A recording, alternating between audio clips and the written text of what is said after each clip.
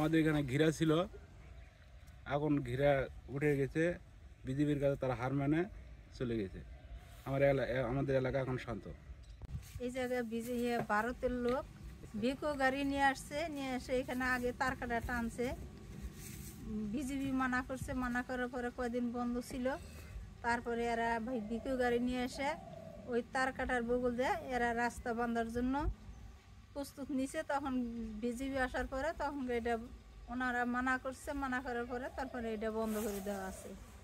সবাই সুস্থ আছে, ভালো আছে, অসুবিধা নাই। আর পরবর্তী কি হবে এটা বলা যাবে না। যাই হোক, আমাদের বলছে যে যাই হোক, ভালো মন্দ যেটাই হোক, আপনারা সবাই মিলে সহযোগিতা করবেন এবং দেখবেন, খেয়াল রাখবেন, সবার জন্যই ভালো, দেশের জন্য ভালো। বাংলাদেশ বিজেপির কাছে ওরা মাতানত হয়ে চলে গেছে, কোনো এখন পর্যন্ত ওদেরকে দেখা যায় না।